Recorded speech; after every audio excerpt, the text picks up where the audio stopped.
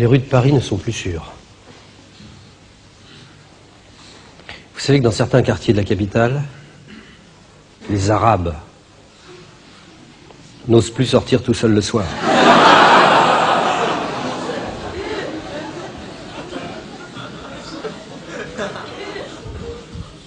Tiens, mon nouvel épicier, monsieur Rachid Cherkaoui, s'est fait agresser la nuit dernière, dans le 18e.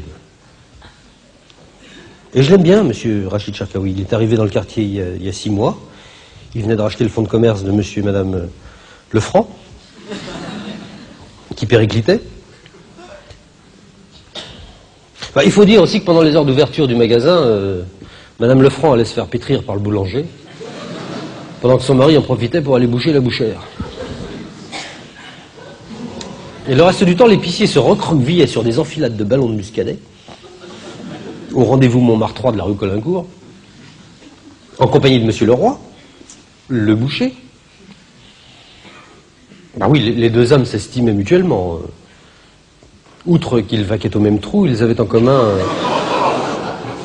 une certaine idée de la France, faite à la fois de fierté municipale, de foi régionale et de front national. Une haine tenace pour les étrangers, les grandes surfaces et l'eau minérale les rapprochait encore.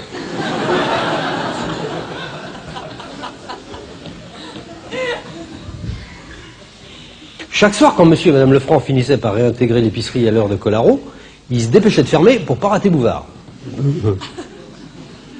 Si bien que les clients éventuels, lassés de poireauter au poireau, avaient fini par reporter leurs instincts légumiers crépusculaires vers les grandes surfaces.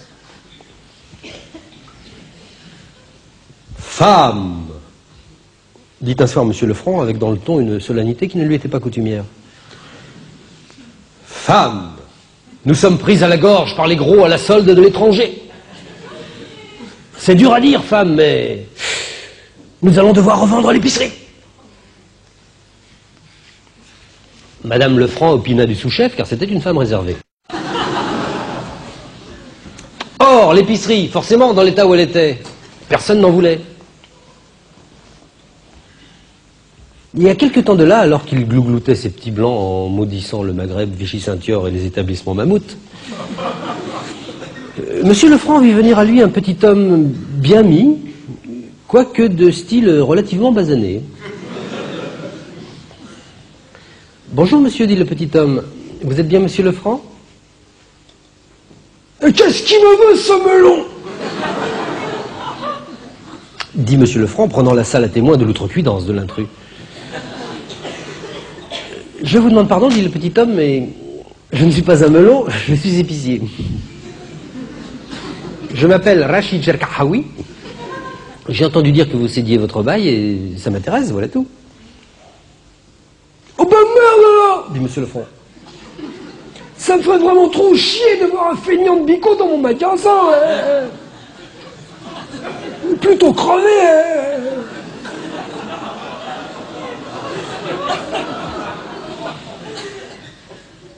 Après s'être ainsi brillamment exprimé, monsieur Lefranc se dit qu'il n'aurait sans doute pas 2 fois la chance de rencontrer pareil gogo. Et dès le lendemain matin, en toute discrétion, il signait la cession de son bail à monsieur Rachid Cherkaoui.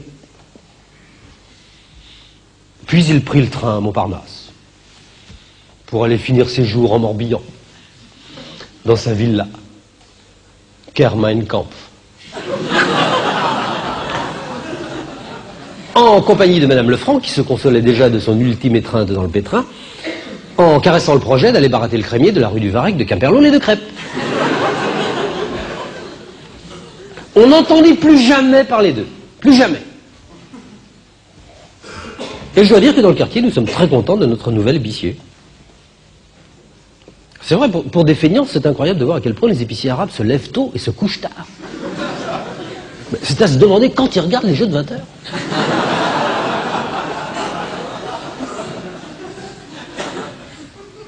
Alors pour nous, évidemment, c'est vachement pratique. Le dimanche soir, par exemple, monsieur Rachid ne ferme jamais le magasin tant que tout le quartier n'est pas rentré de week-end. Non, c'est vrai. Là, je me rappelle, L'autre dimanche, j'y suis allé, il était plus de 9 h du soir. Oh, je ne sais plus quelle connerie me manque, les bricoles qu'on n'a pas le dimanche soir, une salade, un pain de mie, enfin peu importe. Et ben, en tout cas, je vous assure qu'à 9 h du soir passé, c'était encore ouvert. Monsieur Rachid était là, dans l'arrière-boutique, en train de jouer au domino avec un autre maghrébin qui lui ressemblait vachement, d'ailleurs.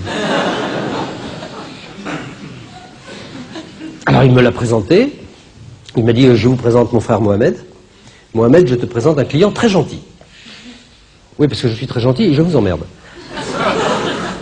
Alors, j'ai dit, banalité d'usage, bonjour monsieur Mohamed, vous êtes aussi du quartier oui, dit-il, je viens de racheter la boucherie de la rue Lamarck. La boucherie de la rue Lamarck, la boucherie de monsieur Leroy. Non, je m'étonnais tout de même que monsieur Leroy, qui avait la même fierté, le même foie et le même front que monsieur Lefranc, ait consenti lui aussi à céder son fonds de commerce à un individu de type non-gaulois vachement prononcé. Hein. Alors il m'a dit, oh mais vous savez, ça s'est pas fait tout seul. Au début, il a commencé par dire qu'il ne traitait pas avec les melons. Alors je lui ai dit, monsieur Leroy, on vous aura mal renseigné. Je ne suis pas un melon, je suis blanchisseur. Alors là, il a gueulé. Quoi, ma boucherie, pour en faire un pressing, ils sont pas bien ces ratons. Alors je lui ai dit, mais là encore, vous vous trompez, monsieur Leroy, je ne suis pas un raton, je viens de vous dire que j'étais blanchisseur. Raton laveur, à la rigueur, si vous y tenez. Et là, il m'a carrément foutu dehors. Et alors, croyez-le ou non, monsieur Pierre, nous avons signé dès le lendemain. C'est marrant, je me rappelle maintenant que ce même dimanche, avant de nous laisser repartir, son frère et moi, monsieur Rachid avait tenu à nous faire goûter un petit Sancerre de l'année qu'il venait de recevoir. Une merveille. Encore un peu vert, mais bien très fruité. Et je me rappelle que lui-même ne s'en était servi qu'un tout petit fond de verre parce que, comme il dit, il faut que je fasse attention, je suis moitié musulman, moitié diabétique.